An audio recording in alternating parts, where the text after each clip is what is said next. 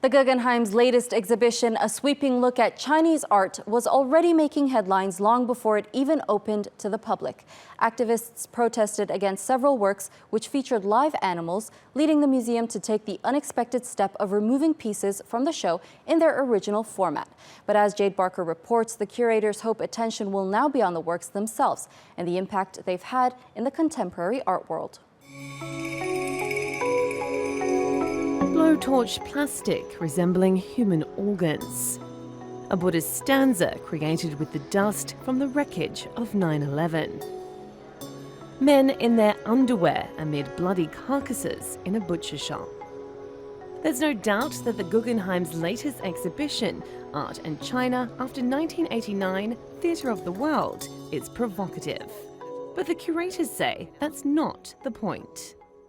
We never intended the works that we selected to be deliberately offensive. That is not our purpose. But the exhibition was stirring controversy even before it opened.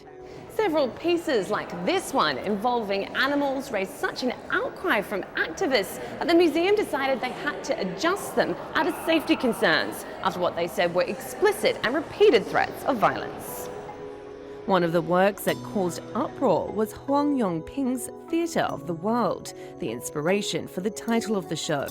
It was originally intended to be filled with live insects and reptiles which fight for survival. Of course, it's regrettable for them to make this decision. Maybe it's hard for some other cultures to embrace, or it could be the revival of conservatism. I think animal protection is a superficial reason.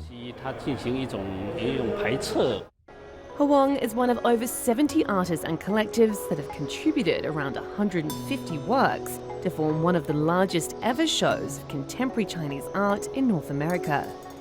Filling the entire expanse of the Guggenheim's Rotunda and two tower galleries, it focuses on work from 1989 to 2008, the year of the Beijing Olympics.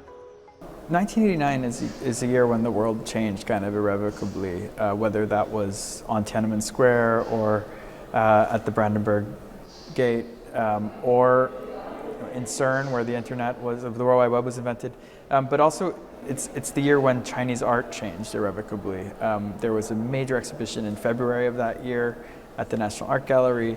And then just a few months later in Paris at the Pompidou, the exhibition Magicians of the Earth was really the first self-styled global contemporary art exhibition, and it included Chinese artists. So at this single moment, you have this transformation. Huang was part of that transformation. After he took part in the Paris show at the Pompidou in 1989, he decided to stay there and says that's why his work, like other artists in the exhibition, shouldn't be viewed with just a nationalistic lens.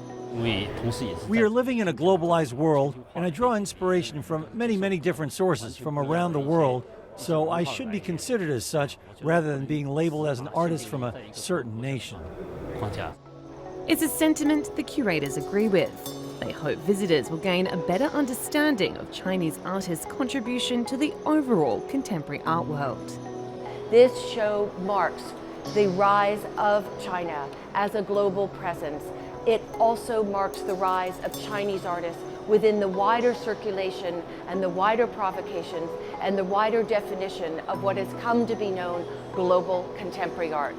While the Guggenheim certainly hasn't shied away from provocative work, the curators are hoping that the controversy some pieces have stirred won't overshadow what the exhibition presents, a bracingly fresh perspective on Chinese contemporary art. Jade Barker, TRT World, New York.